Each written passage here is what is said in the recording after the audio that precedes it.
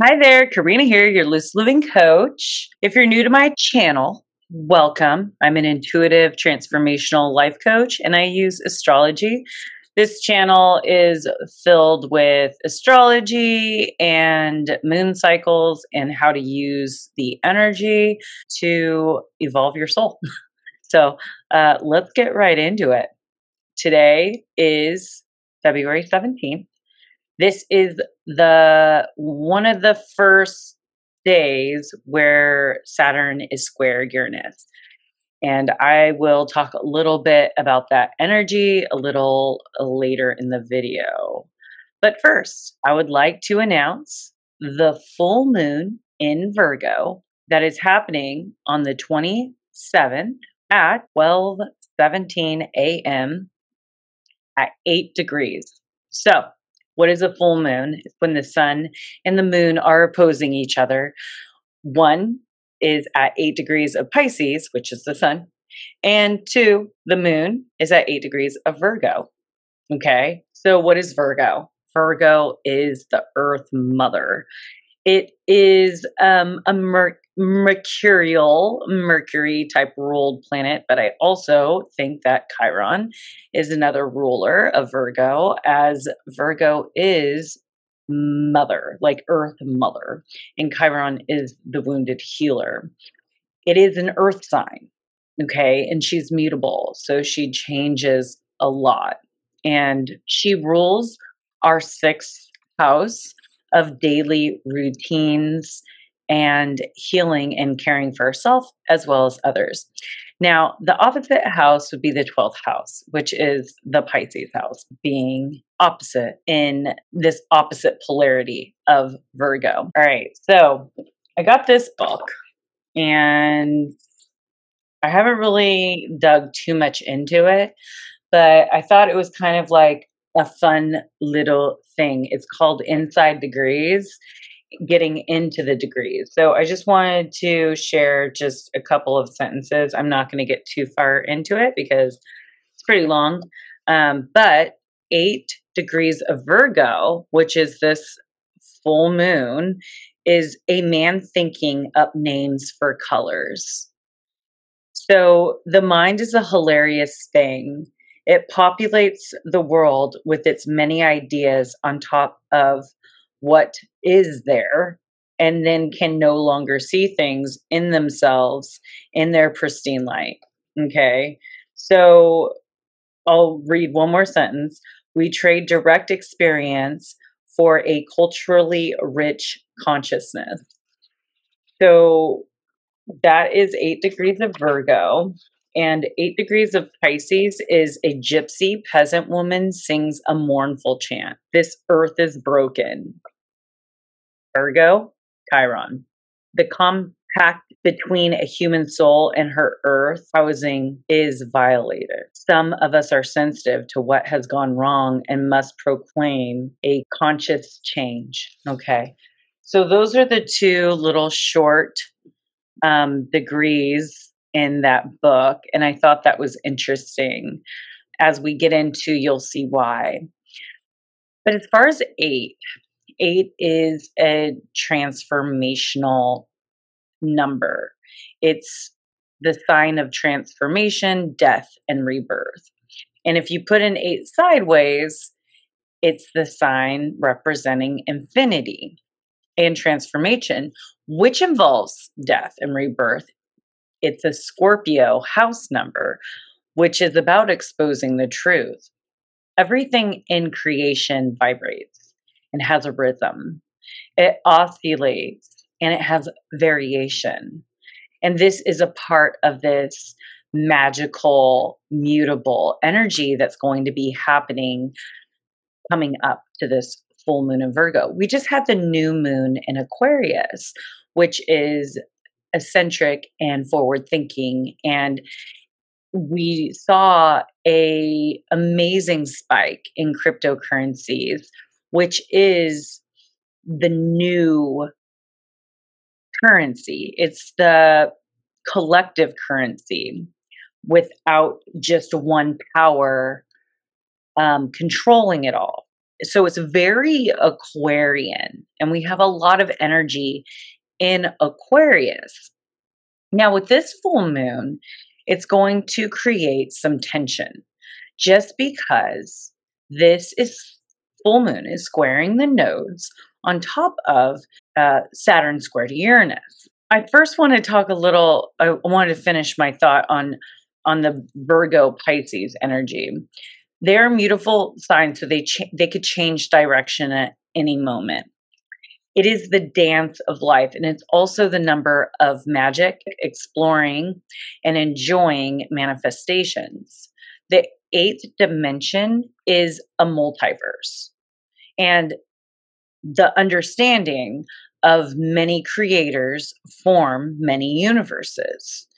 So it only takes two or more to create a specific reality within those two or more people. Now, Virgo is about developing your skills and abilities through improving yourself and your environment and helping others improve.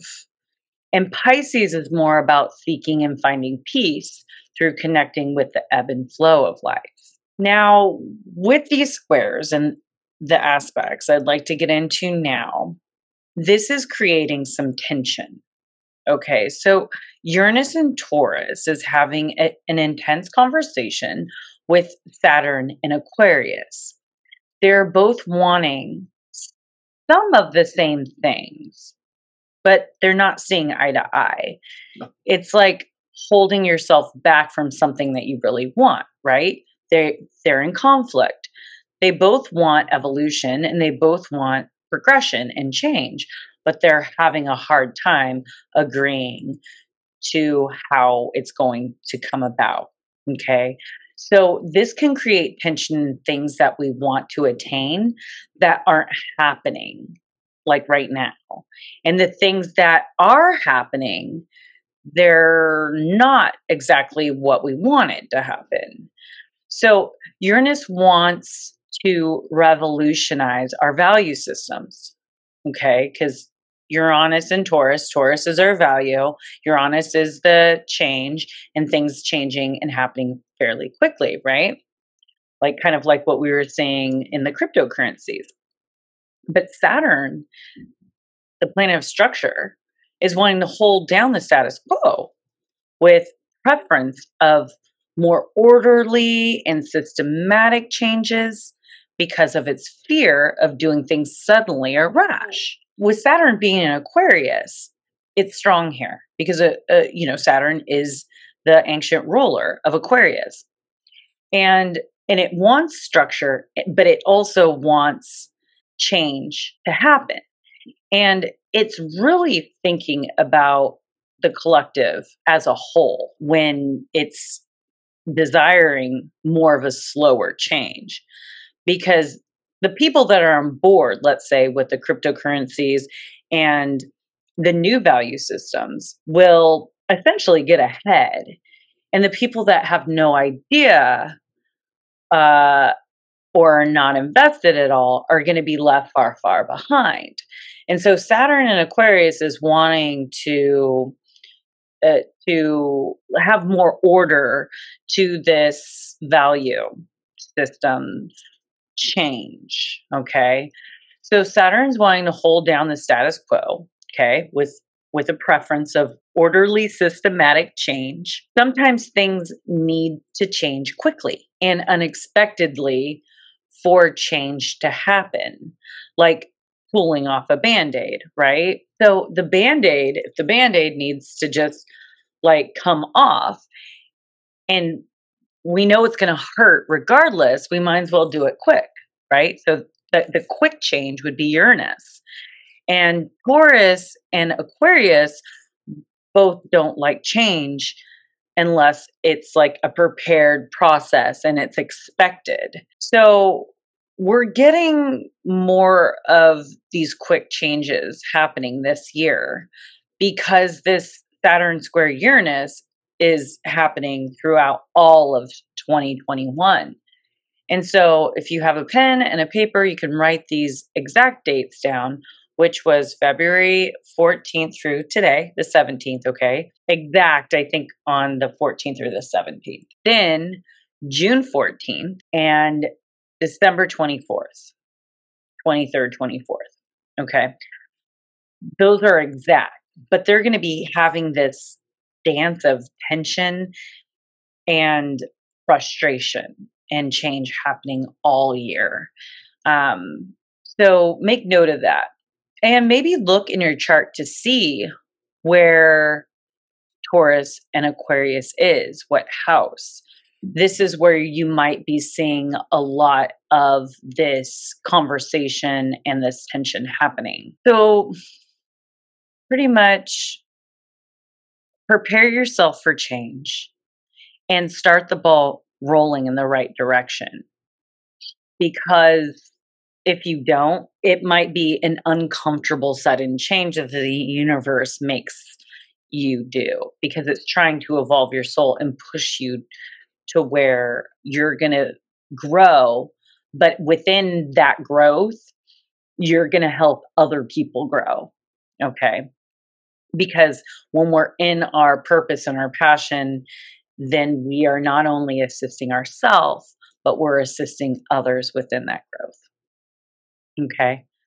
So Uranus is also trine to this moon. So things will be coming to light that you didn't realize.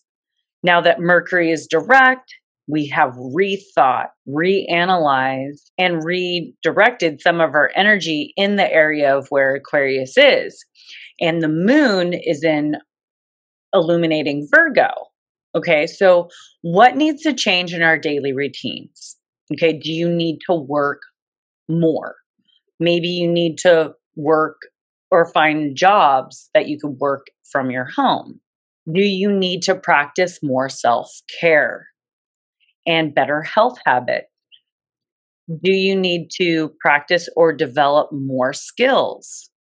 What is being highlighted for you? How can you improve to help yourself and to help others heal around you? So this full moons, they are really bright and they illuminate the night.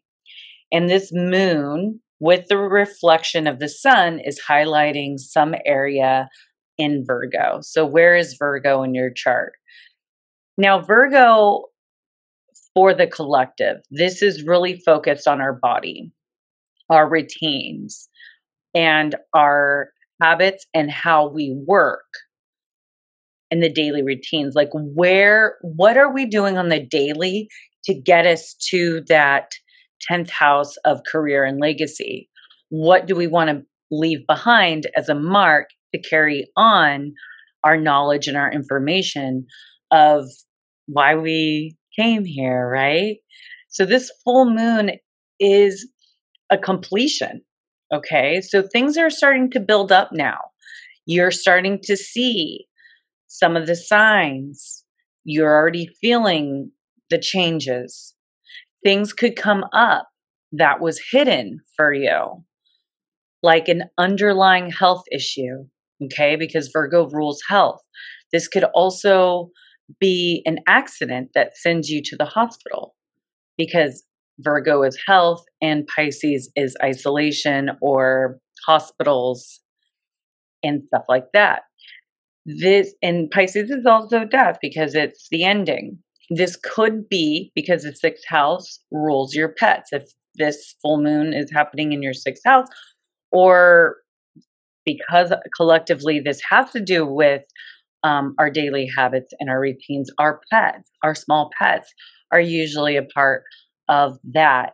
And so it could be a pet passing, which would also switch up our daily routines. Now, this could also be a breaking point in the way that we've been living. So where you decided that is no longer serving you and connecting with the ebb and flow of life. So we must let go and trust the process and be in the present as we see the bigger picture. While all these shifts and changes are happening, we must connect to that higher power or that trusting in the universe What has the universe been working on in your life? If you would like guidance or assistance in where these energies might be affecting you, reach out. I would love to do a transit reading, and I have a special for $60. Yeah, so if you go on my website, it's $75, but if you contact me for the discount. Venus in Pisces opposite the moon. So Venus is sitting next to the sun. They're 2, 3, 4, 5, 6, 7, 8. They're about a 6-degree orb. They're not super duper close, but this is a full moon. What, honey? I'm busy right now. Venus, the planet of what we value and our pleasures and what we find beautiful, is in Pisces. So right now, what we find beautiful is connecting with people. And because there's an opposition, there could be a more need to connect with others and to be more vulnerable. We might want more affection, and we might have a fear of being alone. So make sure that you're not settling during this time, because things could even look a little more enticing. Venus in Pisces can lose its touch with reality right now, and you can merge with those around you, especially if you drink or do too much drugs, and then the next day you regret what you did and you settled, and then you have a problem later on. Okay, so make sure that you are assessing your boundaries with others, and not let your supportive kindness be taken advantage of. You can help as long as it's not hurting you in the process. All right, so I have 2 more aspects. For me, it's kind of late. I'm doing this at midnight. So I'm getting kind of tired. Okay, so Pluto is in Capricorn, and it's sextiling over to Neptune in Pisces. Now, this is revealing the deeper issues of truth embedded in our philosophy of life. This transit may have a profound effect on your spirituality and questioning whether your old beliefs are still serving you. We can feel okay with this process right now of this reevaluation and feeling more in touch with ourselves and our spiritual truth. The question is to ask yourself, are my beliefs serving me? How can I change my beliefs to serve me in a positive way? How has your intuition helped you? If you want evolution of soul, you must understand your ego and heal the wounds around the need to be in control and to be right. Would you rather be right, or would you rather be happy? That is the question. And personally, I'd rather be happy.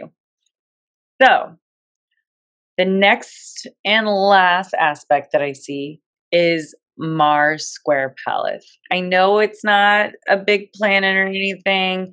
Pallas is an asteroid, but she is the asteroid of wisdom and strategy, and Mars is our ego and our drive. And Chiron has a lot to do with this full moon, because Chiron has a connection with Virgo, and it's in Aries, which is in our ego, and the ruler of Aries is Mars, and Mars is squared to Pallas. So I thought this was pretty important.